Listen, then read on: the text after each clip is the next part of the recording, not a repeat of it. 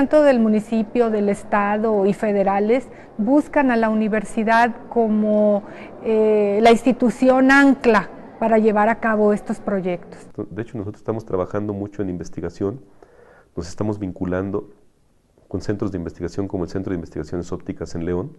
Tenemos muchos investigadores egresados de ahí, aquí ahorita trabajando, con el Centro de Investigaciones Ópticas en Aguascalientes. Estamos trabajando muy estrechamente con el Colegio de San Luis Potosí, y vamos a iniciar a trabajar también muy estrechamente con un instituto de investigaciones en nanotecnología en San Luis Potosí también. La red universitaria, desde 1995, ha beneficiado a más de 43,000 jóvenes al interior del estado de Jalisco y ha logrado cimentar la idea de regiones fuertes e integradas territorialmente. A que mucho más jóvenes se puedan integrar a los estudios universitarios, incluso que puedan realizar sus estudios para beneficio de las comunidades o de las regiones donde estudian. Afortunadamente contamos ya aquí en Lagos de Moreno con varias carreras que permiten que nuestros hijos, que nuestros jóvenes ya no se tengan que desplazar hasta Guadalajara, sino que acudan aquí a Lagos. Unión de San Antonio y Lagos están a 20 minutos, es como si estuvieras en una colonia. De no tenerse la universidad, ¿cuánto le costaría a un alumno estudiar en Guadalajara? Si fuera admitido primero, ¿no? Tendría que desvincularse de su familia, de su región, tendría que irse a Guadalajara. En Guadalajara, aunque la universidad sea gratuita, pues va a gastar 2-3 mil pesos por lo bajito, estamos hablando de 36,000 pesos, ponle 30,000 pesos, ¿verdad?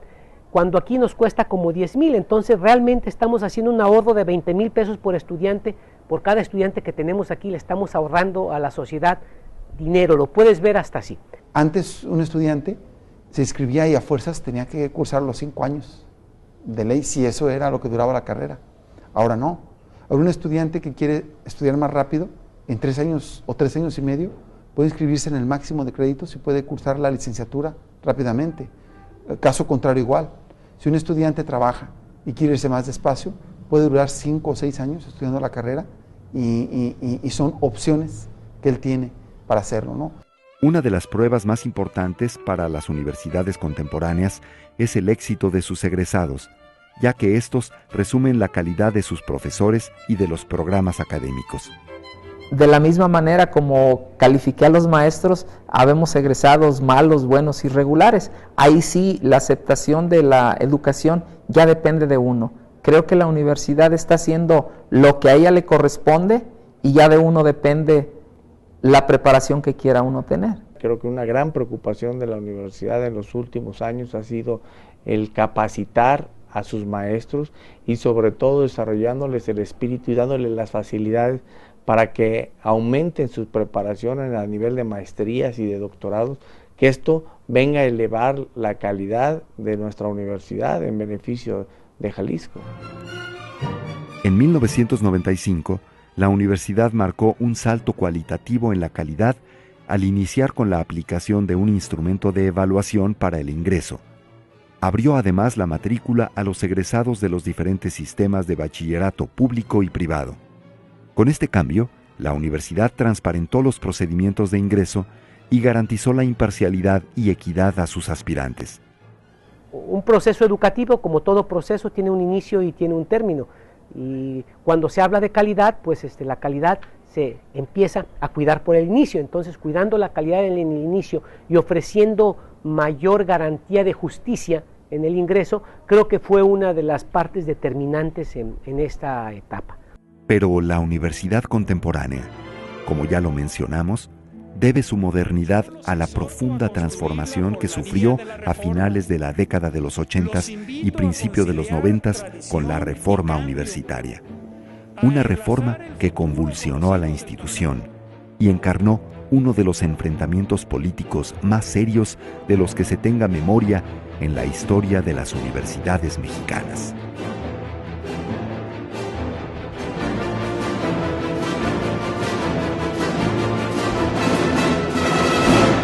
Si ustedes hubieran vivido en la universidad de los 70s y parte de los 80s, pues hubieran asistido a una universidad muy ideologizada, muy politizada, una universidad que parecía más un partido político. Yo la impresión que tuve como estudiante, como profesor, era que la universidad funcionaba como un partido político que tenía una estructura. Hay que recordar cómo popularmente a veces la gente se refiere, a veces lamentablemente todavía a la Universidad de Guadalajara como la U de gángsters, ¿no? Digo, nada más para ponerte un ejemplo de cuál era la percepción que se tenía en esos tiempos de la universidad, ¿no? O de intelectuales famosos mexicanos, destacados mexicanos que caracterizaban a la Universidad de Guadalajara como una universidad como una curiosa combinación de socialismo teórico y pistolerismo práctico, que es la caracterización que hizo Aguilar Camín de la Universidad de Guadalajara. Entonces la universidad tenía un muy bajo prestigio en ese momento, ¿no? La FEG, pues, era una organización que tenía, por un lado, un aspecto ideológico, pero por otro lado, que eran grupos delincuentes armados y peligrosos, ¿verdad?, que generaban muchos actos vandálicos y delincuencia, casi como delincuencia organizada, ¿por qué no decirlo? Porque así era, ¿no? Entonces éramos una institución pues desprestigiada en la sociedad. Creo que éramos una institución que ya también estábamos cansados, los profesores, los alumnos, no sentíamos orgullo más que de nuestra historia, o sea, y cuando una institución el único orgullo que tiene de su historia es que no ve mucho futuro. Quizás con muchas actividades profesionales, académicas, pero con muy poca conexión con la comunidad, y también como una entidad que se antojaba rezagada contra los tiempos del mundo, globalización, trilateralismo, etcétera. En virtud del tamaño de la institución, era muy difícil que la comunidad pudiera tratar con el rector, con los funcionarios de la administración. Estábamos organizados en escuelas y facultades. Las escuelas, las facultades eran los dueños de los alumnos, los dueños de los profesores, los dueños de las secretarias, los dueños de los programas de estudio, los dueños de los baños, los dueños de todo. O sea, todo pertenecía a una facultad o a una dependencia. Y en aquel entonces, para estudiar, o te ibas a una universidad privada en León, Guanajuato, en Aguascalientes, o ibas hasta Guadalajara a hacer trámites y buscar la oportunidad en la Universidad de Guadalajara.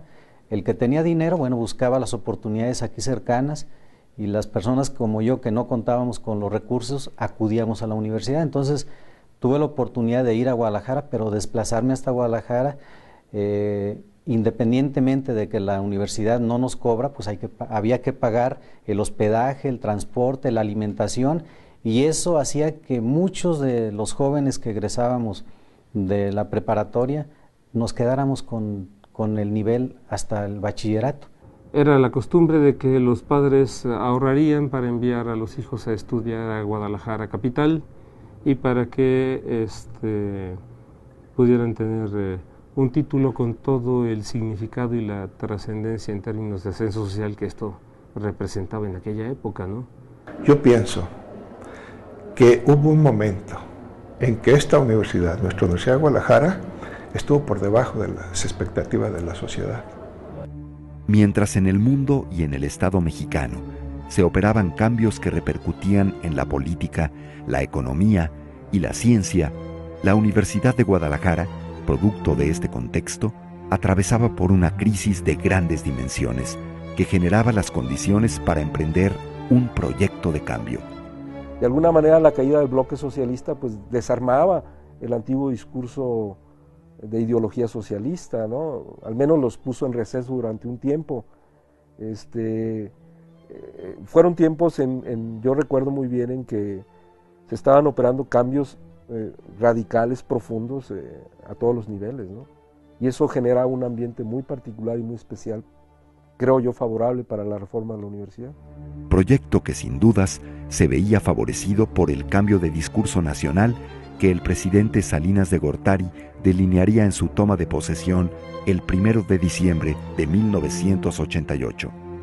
Sí, efectivamente, el discurso de Salinas es un discurso modernizador que tenía su parte para la cuestión educativa, y creo yo que en ese momento, dada la situación de las universidades públicas, en particular de la Universidad de Guadalajara, al menos yo lo percibí como una situación que nos daría condiciones para profundizar en una reforma universitaria, ¿no?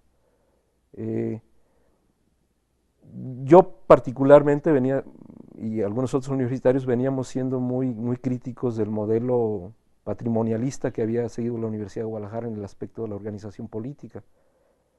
Y de alguna manera el discurso de Salinas de Gortari era un discurso antipatrimonialista, ¿no? De hecho, nosotros estábamos conscientes, algunos universitarios, de que la Universidad de Guadalajara era parte de la estructura corporativa y clientelar del Estado mexicano. Y de alguna manera Salinas, el discurso de Salinas, estaba cuestionando esa estructura corporativa y clientelar con aspectos patrimonialistas, ¿no? Entonces yo, entre otras cosas, la percibí como una oportunidad, ¿no?, para profundizar en un proceso de reforma, aunque obviamente otros sectores de la universidad pues, lo sintieron como una amenaza, ¿no? Ya desde 1984, en las universidades mexicanas comenzaba a incubarse un fenómeno de cambio. Este embrión nacional se encarnó en la Dirección de Investigación Científica y Superación Académica y alcanzó su popularidad entre la élite universitaria como DICSA por sus siglas. El fenómeno se extendió a casi todas las universidades públicas, pues la principal promotora era la Secretaría de Educación Pública, quien veía con beneplácito su creación en el tejido universitario.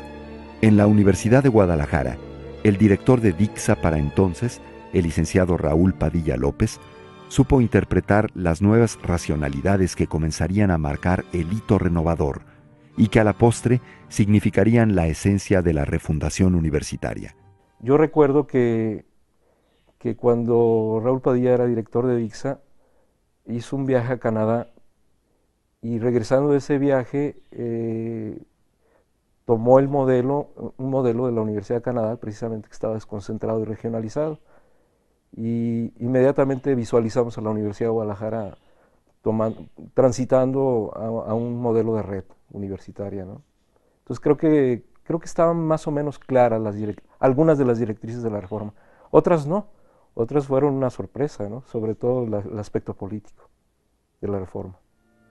Desde DICSA, Raúl Padilla López aprovechó el descuidado ámbito académico que durante mucho tiempo la universidad había dejado de lado y en una forma estratégica fue adquiriendo un liderazgo académico al encabezar el movimiento de renovación que para 1988 ya era fuerte en opiniones entre los diferentes gremios universitarios, comenzando así a construir su ascenso a la rectoría de la universidad. Creo yo que se fue gestando alrededor de la investigación, se fue gestando la concepción de una nueva universidad, y no solo por los investigadores, sino hasta por los líderes estudiantiles, hasta por los sindicatos, o sea, por las personas que se allegaban a esta nueva tendencia, que sin que fue una corriente independiente, sí una tendencia en la universidad, y creo que ahí fue clave el que esto se diera previamente. Con un consenso general en los grupos académicos y con las alianzas suficientes en la estructura del poder universitario, el licenciado Raúl Padilla López llega a la rectoría, toma posesión y aprovecha su discurso para anunciar la mayor convulsión en la etapa moderna de la universidad el 1 de abril de 1989. Cuando en 1925 se reabrió la Universidad de Guadalajara, la sociedad jalisciense era predominantemente rural, segregada por estancos, tradicionalista, con un alto índice de analfabetismo, desarticulada regionalmente y proclive a una cultura